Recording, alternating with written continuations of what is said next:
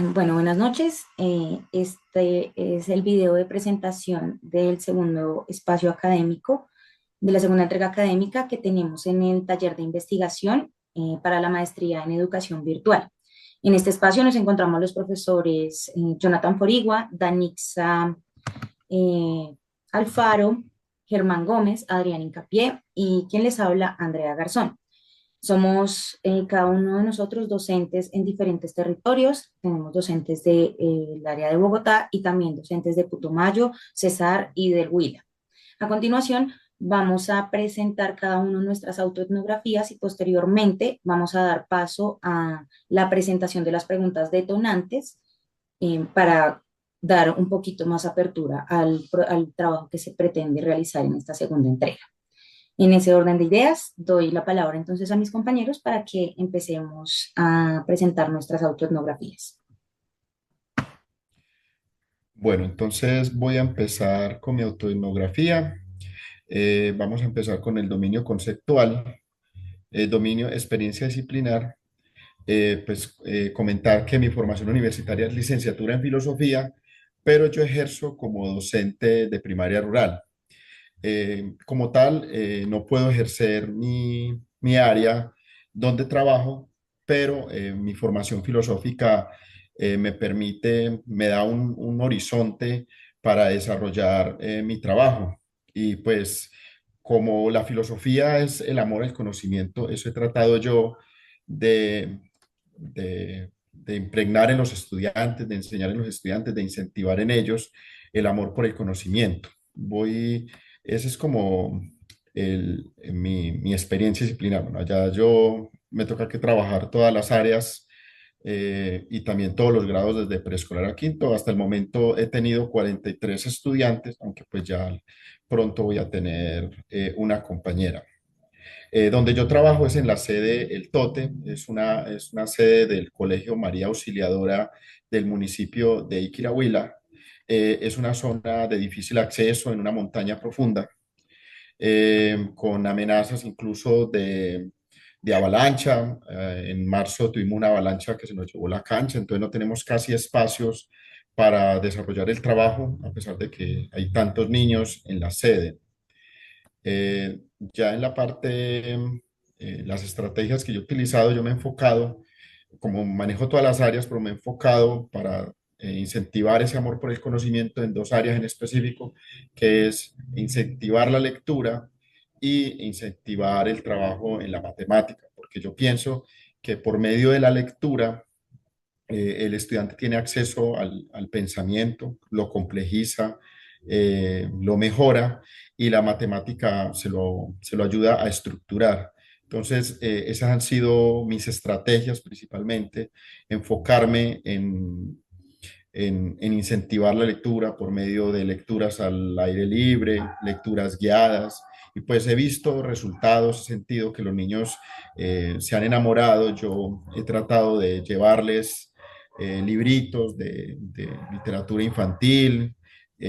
Cuando ellos terminan de hacer sus trabajos y les queda tiempo libre, les digo, pueden jugar ajedrez o pueden pintar o pueden leer y muchos se han ido acogiendo el tema de la lectura. Entonces ha sido mis estrategias para poder incentivar ese amor al conocimiento, que es lo que yo entiendo como un filósofo el que ama el conocimiento. Entonces ahora pues le doy paso a otro compañero para que continúe exponiendo su tecnografía.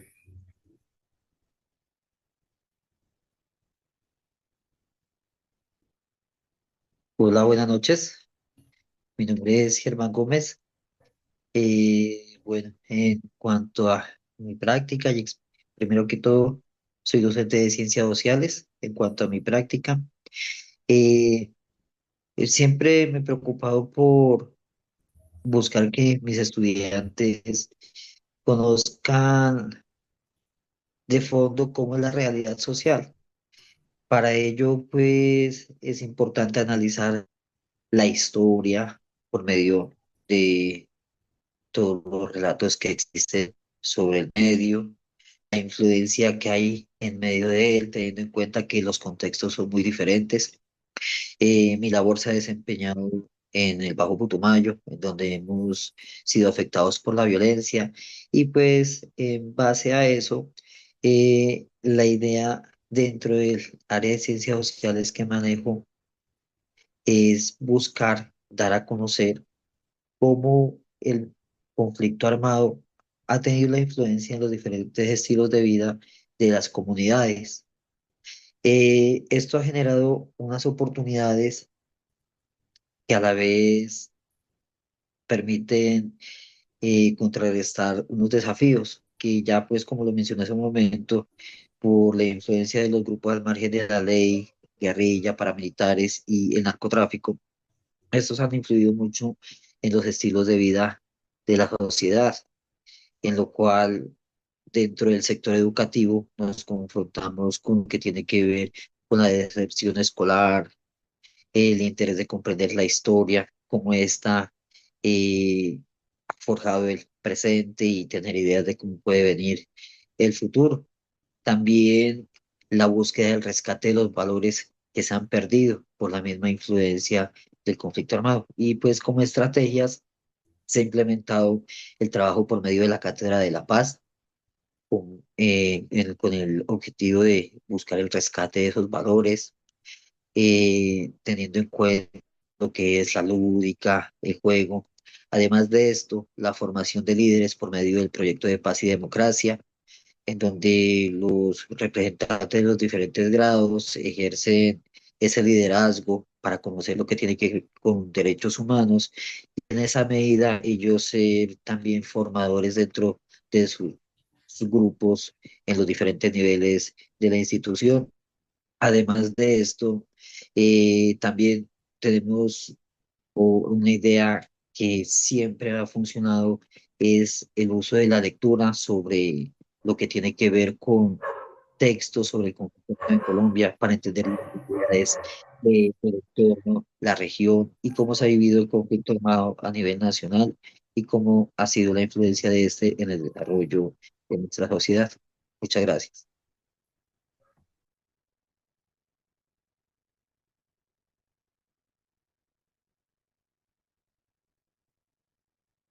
Listo, creo que entonces voy yo.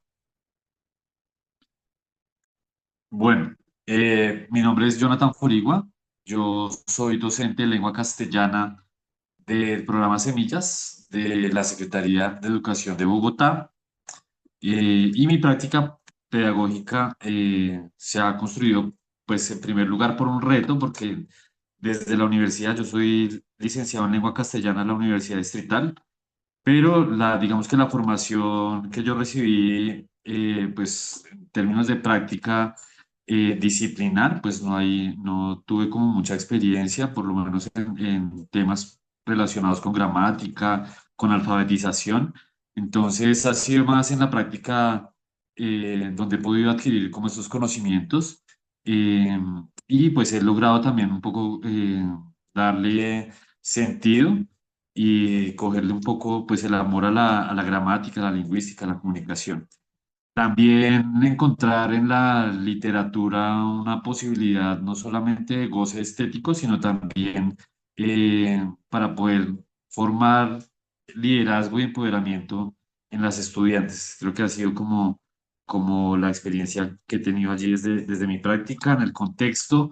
Las niñas, yo trabajo para un proyecto que está ligado con la Secretaría de Educación, es un proyecto de educación flexible que ofrece educación a niñas que están en restitución de derechos en un programa del ICBF. Las niñas en su gran mayoría pues han sido consumidoras de sustancias psicoactivas o han estado también en otras dinámicas de violencia. Eso de alguna forma pues hace que el aula sea particular, que sea un aula que requiera una flexibilización necesaria y que es básicamente la flexibilización no es una opción, sino es la única alternativa que tenemos para poder ofrecer educación a las niñas. Hay unas dificultades que se presentan en el proyecto y es que no existen unos mecanismos y unas herramientas para poder medir el impacto de la educación flexible de estos programas.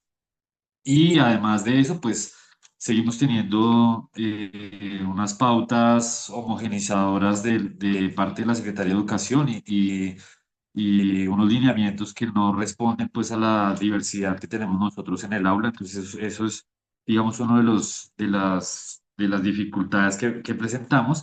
Sin embargo, este contexto pues ofrece la posibilidad de que podamos establecer algunas alternativas y estrategias educativas para lograr pues que nuestras estudiantes cambien su trayectoria de vida, su trayectoria educativa desde un espacio un poco más humano y social hemos tratado de darle como docentes de la institución.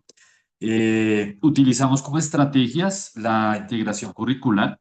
Entonces, dentro de los maestros que estamos asignados, logramos ponernos de acuerdo para poder adelantar un proyecto de integración. Lo hacemos a través de guías integradas.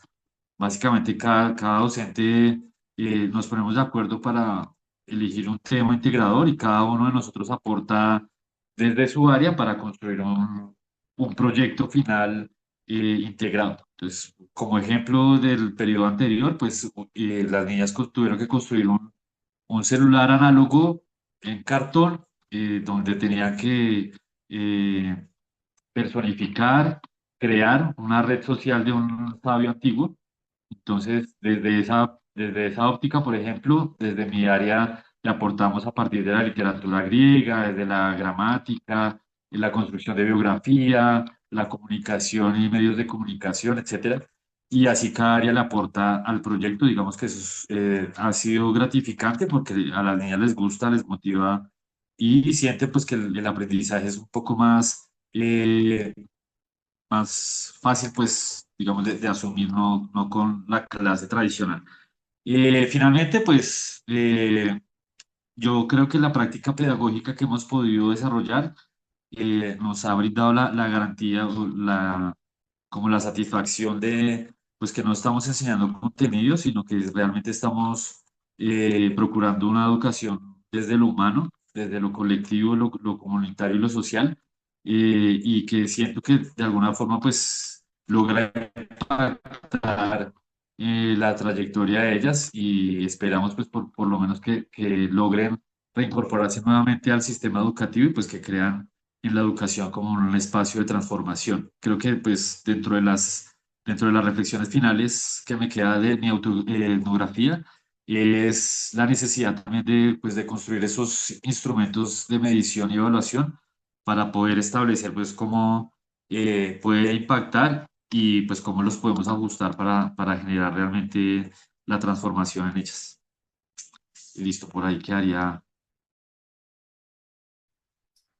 Sí, muchas gracias. De pronto, continuando con la línea que presenta el compañero Jonathan, pues en mi caso, yo trabajo en la misma institución con él y efectivamente para añadir de pronto algunos temas con respecto al contexto en el que nosotros nos desarrollamos, pues son niñas que se encuentran bajo el esquema de protección o restitución de sus derechos por parte del ICBF y que pues tienen como condición también general que todas pues han consumido sustancias psicoactivas.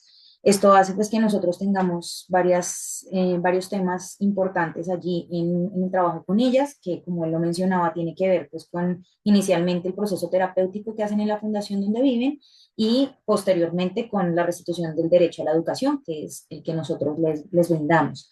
En ese contexto, nosotros tenemos las niñas en multigrado, lo que significa que los grupos que nosotros manejamos son grupos en donde hay estudiantes de varios grados, es decir, por ejemplo, tenemos en una sola aula aquellas niñas que se encuentran en primaria, procesos básicos, que están adquiriendo su proceso lectoescritor, hasta aquellas que ya están terminando primaria y en una puerta ya de entrada al grado sexto. Entonces, pues es un grupo muy amplio con unas variedades pues que son bastante retadoras en cuanto a la forma en cómo se puede trabajar con ellas, pero asimismo pues nos permite a nosotros tener muchísimos aprendizajes y tener muchas posibilidades de acción con bastantes retos. Otro tema importante con ellas es el manejo socioemocional, porque en el contexto en el que ellas han habitado generalmente, pues son contextos también carentes de afecto o cargados de violencias, y en ese orden de ideas también el manejo socioemocional de ellas hacia sí mismas y con la comunidad, claramente, en ambos ámbitos, es bastante complejo y es algo que nosotros también desde el aula también sí o sí tenemos que apoyar en ese sentido. Hay una última también carencia o de pronto debilidad que tenemos nosotros adicionales a las que menciona el compañero, es en temas de la parte técnica, en la parte de materiales, en la parte tecnológica. Nosotros no estamos en la sede A del colegio, entonces, como no estamos en la sede A del colegio, no contamos con los recursos que normalmente tiene un colegio público en Bogotá, sino que dependemos de los recursos que tenga la fundación. Eso también hace bastante limitados nuestros espacios, los materiales con los que contamos y los materiales con los que cuentan las niñas. Por último, es también una población cambiante que todo el tiempo rota. Nosotros en el año, pues el proceso de las niñas es un proceso de 9 a 14 meses y en ese rango, pues todo el año estamos cambiando de niñas. Ya para irme hacia la parte de mi autoetnografía en términos de la primera parte o la parte personal, yo soy licenciada en ciencias sociales, con ellas claramente tengo esa carga académica y adicional a eso, pues debo también asumir la carga de asignaturas como religión, como economía política, filosofía y demás áreas que están afines a mi profesión.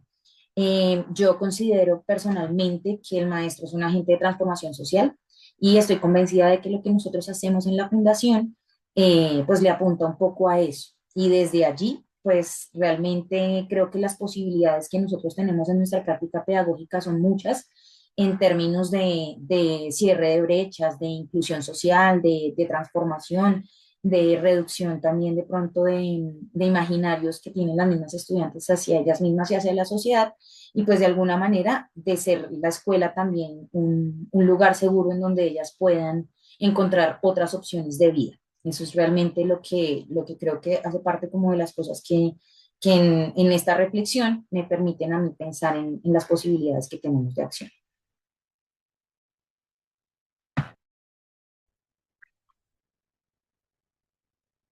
Muy buenas noches. Les habla Danixa, docente en el área de humanidades en lengua castellana e inglés.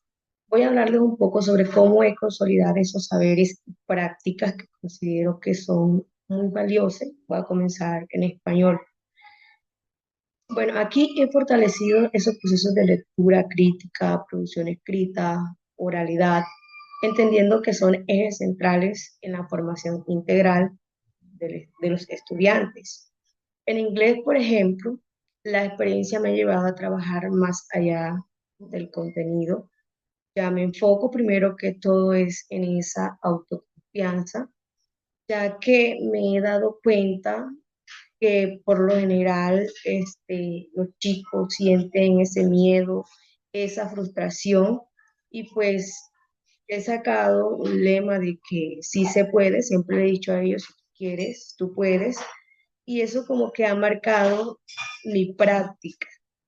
Eh, con paciencia y actividades progresivas los motivo a participar. De hecho, les digo que no tengan miedo a equivocarse, que puedan creer en sus capacidades. Considero que todo esto refleja como que mi manera de enseñar, ya ligándolo mucho a la parte de la motivación y a ese acompañamiento constante para que le dé como tal sentido a ese aprendizaje. En cuanto a los desafíos, ¿cierto? Y oportunidades que puedan encontrarse en nuestro contexto, eh, trabajo en una zona rural. Encuentro grandes limitaciones, tanto económicas como educativas. Esto trae consigo unos grandes retos, ¿cierto? Por ejemplo, la falta de recursos materiales, la baja motivación hacia el estudio y esas preguntas constantes por parte de los estudiantes sobre la autoridad de lo que ellos aprenden. Sin embargo, pienso que en medio de estas dificultades, la lectura se convierte como en una gran oportunidad para abrirles ese horizonte. A través de ello, los estudiantes pueden mirar más allá de su entorno inmediato, comprender mejor su realidad, pues cuestionarse, soñar con otros futuros posibles y más inmediatos. Siento que, o afirmo, sí, que la lectura acompañada de la producción crítica, la oralidad, en contextos reales, se transforma en ese puente que les permite no solo adquirir conocimiento, sino encontrar un sentido distinto a lo que hacen en la institución, en la escuela. Eh, Así puedo decir que es un contexto que muchas veces limita, surge ahí como que esa posibilidad de que los jóvenes descubran en la educación una herramienta de empoderamiento, transformación personal y a su vez comunitaria. Sobre las estrategias de gestión que he usado para transformar mi práctica. Bueno, la estrategia que he puesto en marcha se basa en lo que es el aprendizaje activo ya, donde el estudiante es el protagonista, no el docente, ya. ¿Qué busco? Que ellos cuestionen, que argumentan y que vayan más allá de lo que el docente les puede dar, ya. Con el proyecto de lectoescritura y oralidad he impulsado esa parte, la crítica, la argumentación y la producción, ya que son pilares de ese aprendizaje. Y en inglés, entonces, trabajo lo que es esa seguridad, esa confianza, que se atrevan ellos a usar el idioma sin ningún miedo. Eh, que eso aprendido, eso pueda trascender más allá del aula y se convierta como en esa herramienta para enfrentar la vida, para interactuar con otros y, y transformar, perdón, esa realidad. Bueno, hasta ahí es mi aporte.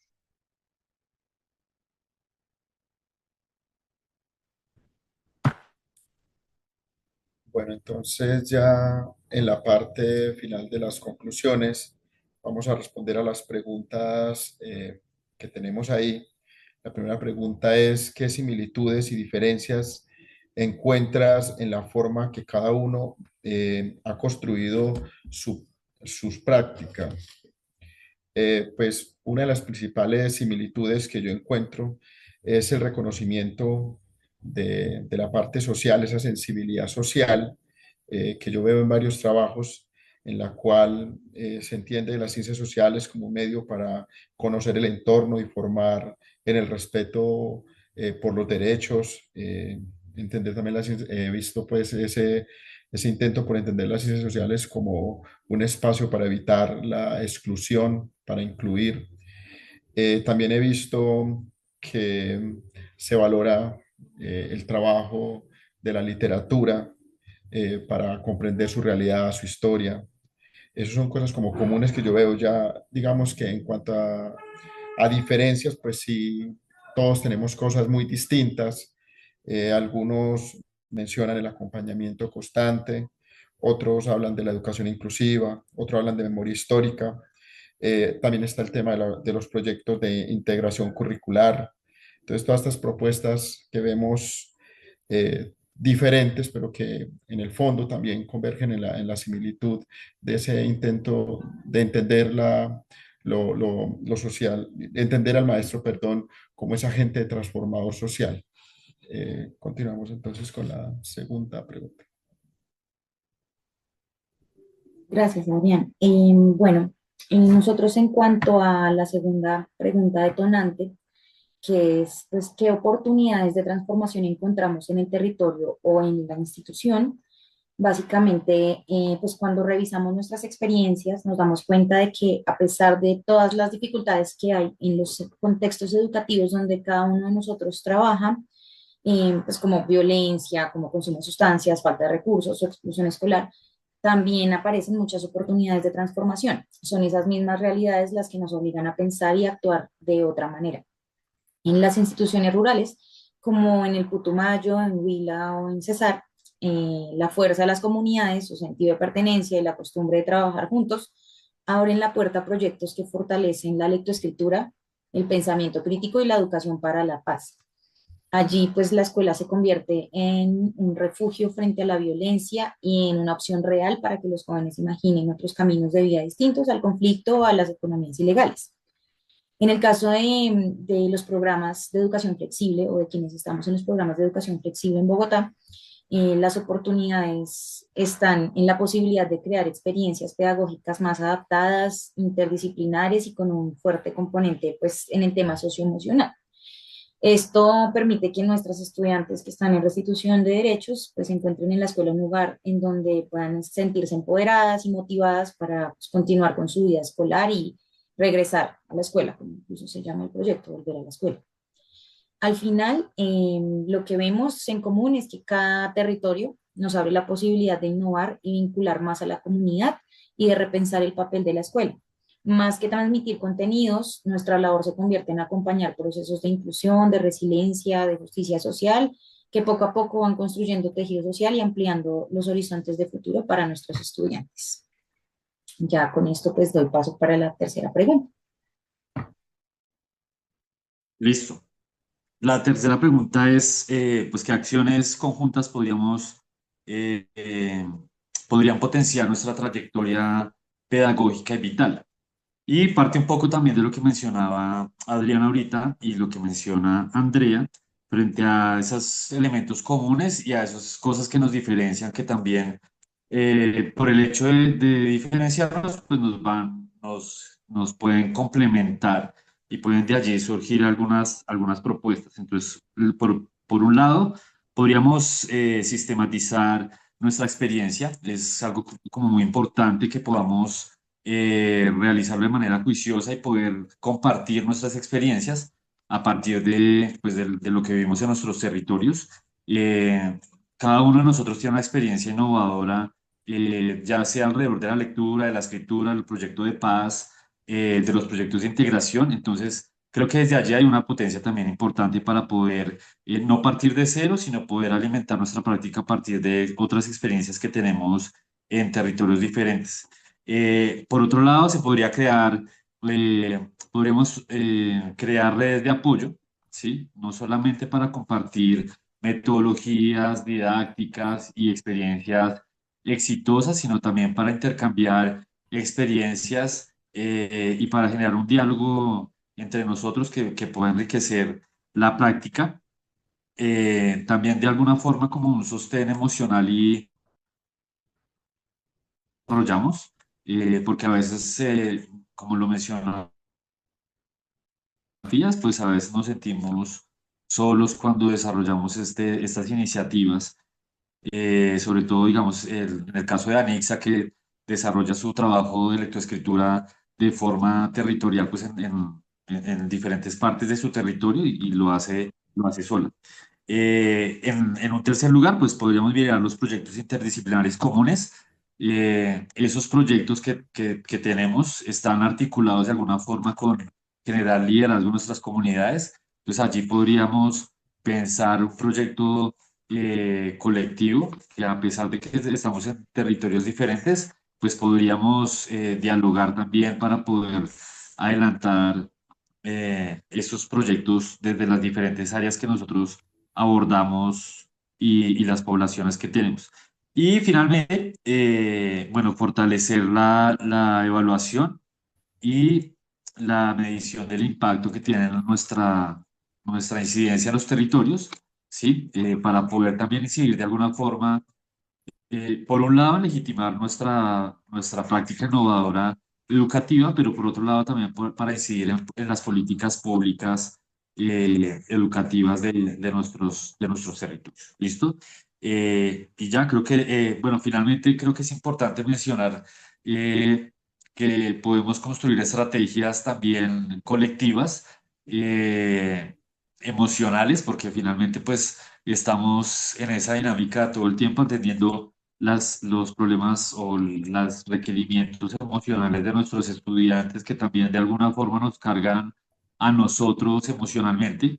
Y creo que si establecemos algunas estrategias colectivas, pues podríamos hacer un poco más llevadera esa carga, no solamente nosotros como docentes, sino también aliviar un poco la carga de los estudiantes. Podríamos pensar proyecto, por ejemplo, de intercambio de cartas o un intercambio epistolar entre los estudiantes de nuestros territorios, ¿sí? Dándose a conocer también y bueno, conociendo diferentes experiencias también de vulnerabilidad, pero también de resiliencia eh, educativa, ¿no? Entonces, por ahí les dejo la inquietud y sigamos entonces con la siguiente. En cuanto a la pregunta, ¿qué fortalezas en común tenemos como futuros educadores líderes? Bueno, en común tenemos compromiso ético como educadores para desempeñar nuestra labor fundamentada en el rol de ser transformadores sociales ante las situaciones de nuestros contextos. Enseñanza crítica para comprender la realidad social y entender el dónde, cómo, cuándo y por qué de los diferentes fenómenos sociales. Implementación de metodologías que se ajusten a nuestros medios para confrontar las realidades con las cuales nos encontramos en nuestro quehacer pedagógico.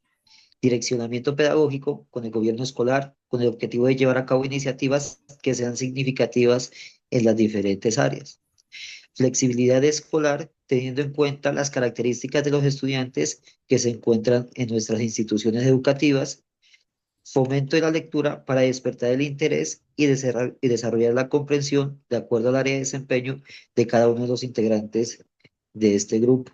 Teniendo en cuenta estas fortalezas, hay que resaltar lo que tiene que ver con nuestra vocación. Sabemos que nuestra vocación es la que nos permite definir, diseñar estrategias de acuerdo al lugar donde nos encontramos, para que en medio de ellas nosotros eh, de acuerdo a todas las problemáticas, sepamos cómo llevar a cabo nuestras iniciativas, tener en cuenta las necesidades que hay en medio del contexto y de esa manera buscar que en nuestras instituciones, con los muchachos, más allá de que quede todo en lo que es el conocimiento, generar un aprendizaje significativo que vaya direccionado hacia lo que tiene que ver con el desarrollo social y todo lo que tiene que ver con la práctica de valores y el entorno social.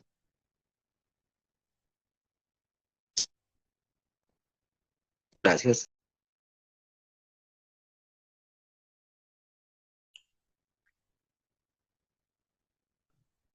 Bueno, compañeros, continúo con lo que es la visión compartida, desafíos y amenazas.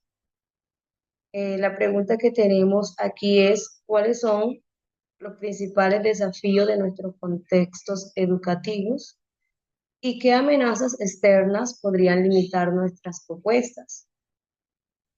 Bueno, en nuestros contextos educativos podemos encontrar desafíos diversos, pero también comunes.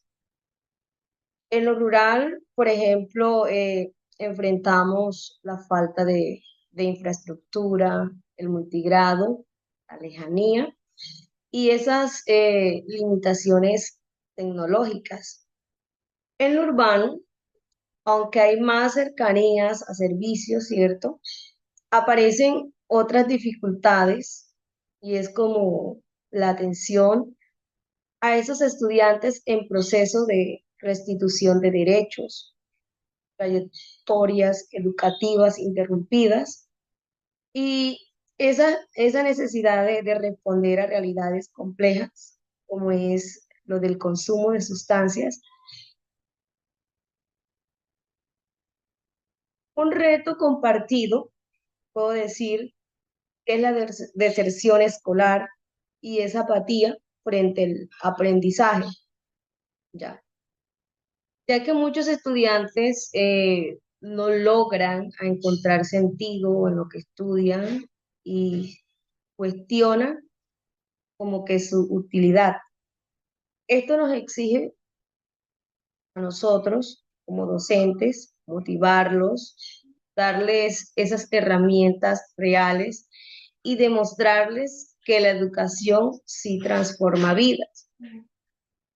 Entre esas amenazas externas podemos señalar la inseguridad y la violencia en varias regiones, la influencia de economías ilegales, la falta de apoyo institucional, oigan, y esas políticas educativas estandarizadas.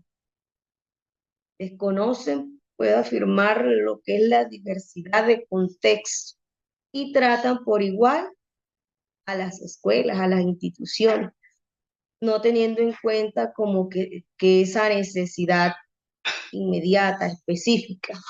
Además de ello, hay una brecha tecnológica que profundiza de esas desigualdades y deja a muchos estudiantes en desventaja frente a otros.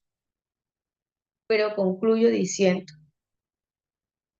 a pesar de estos retos y de estas amenazas, coincidimos en algo que es de suma importancia, y es que la educación es un camino de transformación. Nuestra creatividad, resiliencia y trabajo colectivo van a ser esas herramientas que nos van a permitir seguir adelante y acompañar a nuestros estudiantes. ¿En qué? En la construcción de esa persona, de ese individuo, de, en la construcción de esos futuros distintos que sean más justos y humanos. Bueno, muchas gracias.